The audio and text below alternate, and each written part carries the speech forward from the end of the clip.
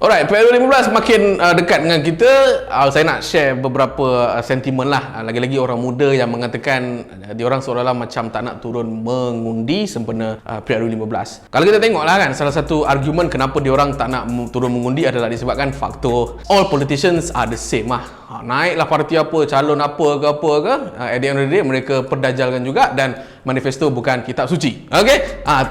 Tak habis-habis isu situ je kan. Kata janji A tapi dia tak buat, ataupun dia buat secara 50% saja. So menyebabkan orang muda rasa macam tak berapa nak balik lah pergi ke pusat pengundian kan, sebab memandangkan orang yang bakal naik tu pun belum tentu akan menyelesaikan masalah rakyat lah. Itu secara umumnya lah. Dan yang kedua, apa yang saya nampak lah, ini berdasarkan perhatian saya, dengan track record government of the day sejak daripada zaman Pakatan Harapan memerintah 2018 sampailah ke tahun 2020 yang berlaku peristiwa yang dinamakan sebagai langkah Sheraton, yang orang anggap sebagai satu pengkhianatan lah kepada government of the day, di mana parti komponen bersatu keluar daripada Pakatan Harapan, dia pergi buat coalition bersama dengan Barisan Nasional ketika itu, dan kemudian barulah tertubuhnya Perikatan Nasional. Waktu tu kalau kau perasan ada satu video viral yang Doritos, Cheetos tu, apa tu? Siapa Muhyiddin?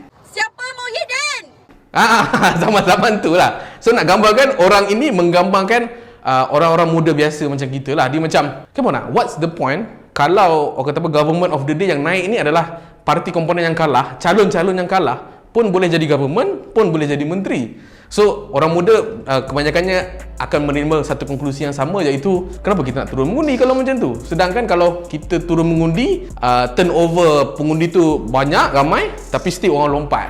Dan saya nak beritahu siap-siap, sebenarnya saya pun 2 minggu hingga 3 minggu yang lepas, saya pun berfahaman yang sama lah. Until saya ada change of heart jugalah atas beberapa faktor kenapa saya berpindah daripada mindset tak nak keluar mengundi kepada memang tak sabar nak mengundi ni. Mengundi parti bukan, okay? Undi itu rahsia.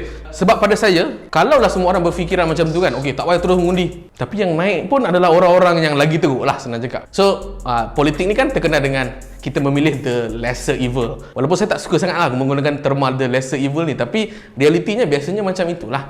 Macam orang muda cakap, ahli politik kita tak nak percayai, tapi at least kita ada kudrat untuk memilih siapa yang boleh naikkan suara kita ke parlimen ke contoh, ataupun at least jaga kawasan dekat bahagian DUN yang kita pilih lah kan, daripada korang macam tak buat apa-apa, at the end of the day korang pergi komplain dekat media sosial. Kalau once korang tak turun mengundi, pada saya lah, secara automatically korang tak ada hak untuk kritik lah, kalau saya lah, sebab korang tak menjalankan tanggungjawab korang sebagai untuk memilih parlimen dan juga DUN lah. Dan yang kedua, again, saya nak ingatkan, undi itu rahsia, tapi apa yang menyebabkan saya kembali yakin kepada PRU15 ni adalah disebabkan saya nampak parti yang saya bakal mengundi ni, dia dah susun strategi tu dengan lebih elok lah.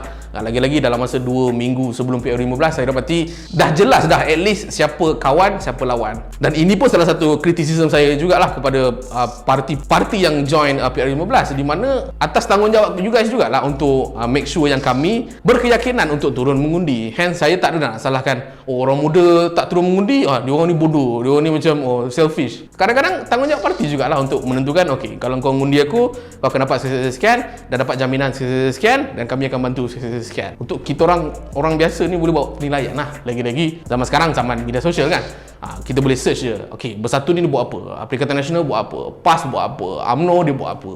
As simple as that. Dan hopefully nanti hari mengundi kita akan naikkan lagi lah peratusan mengundi ketika mana PRU15 nanti.